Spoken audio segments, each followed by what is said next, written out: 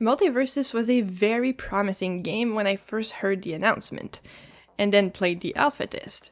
If you remember those videos I made about the game, I was really excited about the game's potential overall because I felt that the gameplay was tight and the characters and the voice acting was really well done. However, since then, Multiversus has been in an open beta state and it seems that most of the player base is not happy with how the game is performing and how in-game currency is handled. So let's look at exactly what caused Multiversus to fall from grace and how it failed its community and players, which is reflected on how very little people are actually playing the game right now. I did some research that would make Kara Danvers proud, and I found a lot of posts on Reddit where players have become increasingly peeved with all this currency system and how unrewarding it feels compared to how much time you have to sink into the game. And this post pretty much sums it up nicely. The actual gameplay is fun, but everything else right now is kind of in a troubled state. And let me tell you, the best gameplay in the world can't save a game if players have no incentive to play, rewards-wise, and if bugs and glitches make the experience even worse. Now, I understand the concept behind the most free-to-play games needing battle passes and in-game currency for cosmetics to survive. And I'm all for it personally because it's your choice to buy it or not, to support the game or not, and you don't need these things to actually play and experience the game, it's simply cosmetics. However, I think the content you're paying for should be worth it. It should be worth your money. And the Multiversus Battle Pass is probably the worst one I've seen yet. You will get gold in it, the currency to buy certain cosmetics and unlock characters, but you won't get the currency used to purchase skins, which is Gleamium. So if you compare this practice with popular free-to-play games like Fortnite and Apex, both of them will give you more than enough currency to buy the next Battle Pass for free. And in Apex specifically, because that's the game I'm most familiar with, you'll have enough crafting materials to make a legendary item at the end of every season. And not only that, you will get packs that also give you cosmetic items or currencies. And I'm not saying it's the best out there, I mean it is EA, but with Apex, in my opinion, you actually get your bang for your buck in comparison to the Multiversus Battle Pass specifically. So don't think I'm defending EA here. This is just me comparing those two battle passes. And personally, I actually think Fortnite does it better. You can unlock whatever you want in the battle pass tiers, and use points to unlock other stuff you'd want first, which is really awesome. Too bad the gameplay is extremely basic. Don't come for me. Another issue players have with Multiversus that I read up on is that the tiers they added to the battle pass has a crazy step up in XP requirement. And not only that, it has subpar rewards for your grinding efforts, so it's a bit ridiculous to receive a profile icon as the top reward for completing a battle pass. I actually think it's borderline insulting to the player. And not only that, they came out with this reward, this profile icon for Black Adam, like the meme we saw in the movie with The Rock, and they made it into a player icon, and they're charging 35,000 gold to unlock this. And to put this into perspective, you get like what, 100 gold per game if you win, and to unlock new characters in the game it's only 2,000 gold. Now they're charging 35,000 K for a freaking icon. It's a bit ridiculous in my opinion. I get they want to keep people playing the game, I mean that's the whole point of a free-to-play game, you know, it needs a player base, it needs a community. But there needs to be a balance between the grind and how satisfying it is to grind and get the rewards as you get up the battle pass ranks.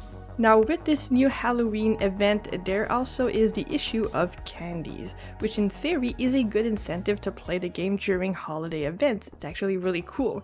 So this currency lets you buy Halloween skins or Halloween cosmetics, or you can also convert them into gold to get other types of Halloween cosmetics. But the rate at which you get candies and the conversion from candy to gold is really low. So this is what a player wrote on Reddit about these. With 20 candy earned per win, in order to earn the Calico Cake skin, one must win a total of 600 games to earn 12,000 candies. I've been playing since the release of Open Beta and only have about 1,200 wins total so far. I despise the feeling of feeling forced to play the game daily for hours on end for a month straight just to earn a limited time skin or two. And the devs' response to that, they added a limited time double candy reward for the free for all mode.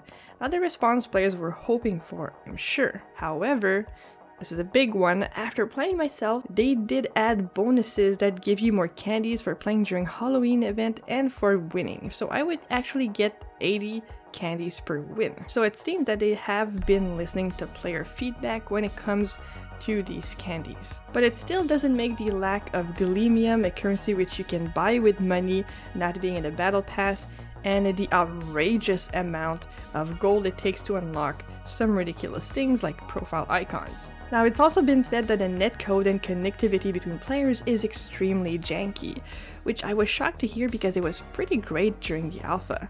If you're a fighting game player, you know how important it is to have good netcode. While gameplay is obviously super important, high-quality netcode is essential for any great fighting game. It can make or break the online competitive aspect of a game completely. And as I said, I hadn't played the game since the alpha and didn't want to simply go off on what others were saying, so I played 11 matches, and this is what I experienced. I had no issues at all.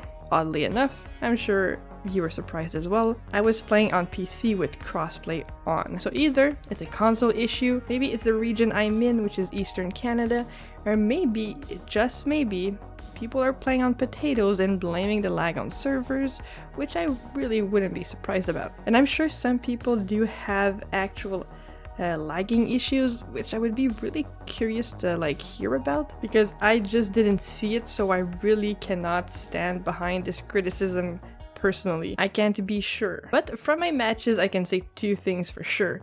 The hitboxes are a bit messy, and it does impact gameplay. However, it wasn't so intense that I didn't want to play, you know? And second, Harley is still amazingly busted. Like, I haven't played in months and I had a 90% win rate over 11 matches. And I was using like 1 or 2 perks, facing off against people with full perks. Now, bugs and issues in games, especially online multiplayer games, aren't uncommon, and their existence doesn't necessarily indicate that the game is bad. It really depends on the game dev's commitment to fixing the game and communicating that to the player base. And in Multiversus, there have been several character-breaking bugs, so much so that they had to remove the characters from the game until they fixed the issues, as well as moves not working correctly when a new character is introduced in the game, which is really unfortunate because new characters is what drives a lot of players to games. I'm not sure who's rushing at this sport dev team to get these characters out quickly, but they definitely need to stop. And my gut feeling says it's all about monetizing these characters as quickly as possible since the game is free, and paying people to make them and voice them costs money. But should you in any way feel bad for WB? Heck no, I sure don't. All of these things eventually culminate to a declining player base and negative sentiments about Multiversus overall, which is a real shame as I personally thought it had the potential to be a really great title for the FGC community. And it seems they had a dev team who wanted to put out a great game and were passionate about fighting games in general. If you go on their Twitters, they even interact a lot with the fans, retweeting their videos and guides about the game. And now, I can't pretend I know what's going on behind the scenes or what the devs actually feel about the game and the community, but it seems that greed is at the helm of this sinking ship, which honestly is not an uncommon trend in the gaming industry. The silver lining though in all of this is that all those issues I talked about can be easily fixed. They already have a great game with awesome characters, with awesome gameplay. They really just need to dial it in the greed a bit, and I think they will be golden. Let me know what you guys think about this game if you've played it in the open beta and what was your experience like. Other than that, everyone, have yourself a wonderful day, and I'll see you all very soon.